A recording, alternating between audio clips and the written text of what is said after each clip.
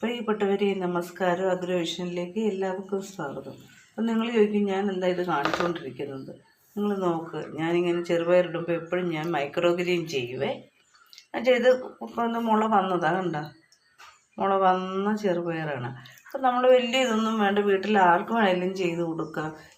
അതെങ്ങനെയാണെന്ന് വെച്ചാൽ, ഇങ്ങനെ ഒരു ചെറിയ പാത്രത്തിലോട്ട് ഇതിന് ഇത് ഞാനിപ്പോൾ നല്ലൊരു നൈസായിട്ടുള്ളൊരു കോട്ടൺ തുണി എടുത്തേക്കുക, അല്ലെ ടിഷ്യൂ പേപ്പർ എടുക്കാം, സാധാരണ പേപ്പർ എടുക്കാം, അല്ലെ എന്തെങ്കിലും ഒരു തിക്കായിട്ടുള്ള കോട്ടൺ തുണി നല്ലതാണ്. എളുപ്പം ഇങ്ങോട്ട് പേര് ഇതാ തന്നെ അങ്ങ് പിടിച്ചോളൂ. അപ്പോൾ നമുക്കിത് പറിച്ചെടുത്തിട്ട് ഇത് വീണ്ടും കഴുകി യൂസ് ചെയ്യാം. അപ്പോൾ ഇതൊന്ന് നനയ്ക്കണം. ഞാനപ്പോൾ അതിൻ്റെ വെച്ചേക്കുവാണ്. ചെറുതായിട്ട് ഞാനൊന്ന് നനച്ചു കൊടുക്കും. ഇപ്പോൾ ഇത് കോട്ടൺ തുണിയല്ലേ, അതേ ഒരു ഈർപ്പം നമുക്ക് നിൽക്കണം. അതുകൊണ്ടാണ് നമ്മളങ്ങനെ ഇച്ചിരി കട്ടിക്ക്, ഒത്തിരി കട്ടി വേണ്ട കേട്ടോ, തിന്നായിട്ട് തന്നെ ഒരു കട്ടിക്ക് ഇട്ട് കൊടുത്തേച്ചാൽ മതി.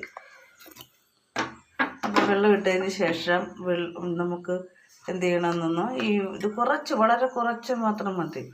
ഞാൻ ഇത്രയേ എടുക്കുന്നുള്ളൂ. കണ്ടോ, നമുക്ക് കൂടുതലും ഇലകളൊന്നും കിട്ടാതെ വരുന്ന സമയത്ത് ഇങ്ങനെ നമുക്കിതിങ്ങനെ വെതറിയിട്ട് കൊടുത്തേച്ചാൽ മതി. ഈ വെള്ളം അങ്ങ് വലിഞ്ഞോളും കേട്ടോ.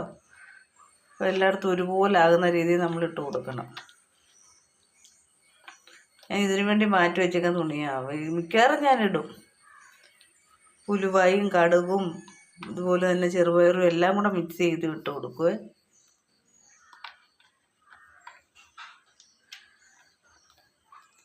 ഇത് കിളിക്കുന്നതനുസരിച്ച് നിങ്ങളെ കാണിക്കാം. നന്നായിട്ട് പ്രോട്ടീൻ ഉള്ളതാണ്.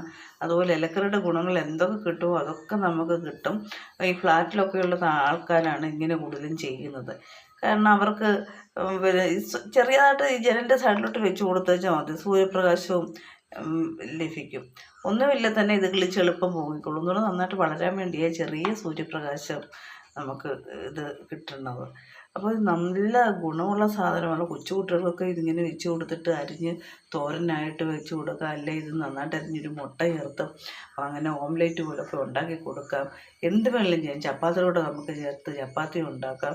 എന്ത് വേണമെങ്കിലും ഇതുകൊണ്ട് ചെയ്യാം.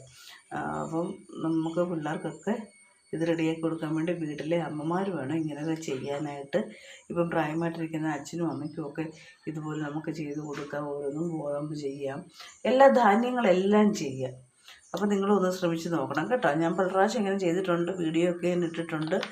അപ്പോൾ ഇത്രയും മതി. ഒരു 50 ഗ്രാം പയർ ഇട്ട് കുതിർത്ത് കഴിഞ്ഞാൽ അതിന് മുള പൊട്ടുക. അന്നേരം നമുക്ക് ഇങ്ങനെ എടുത്തിട്ടല്ല, ഒത്തിരി പയറൊന്നും വേണ്ട. ഓരോരുത്തർ പറയും ഇത് ഇങ്ങനെ ഞാൻ വീഡിയോ ഇത് കണ്ടിട്ടുണ്ട്, കാശുള്ളവർക്കുള്ളതാണ്.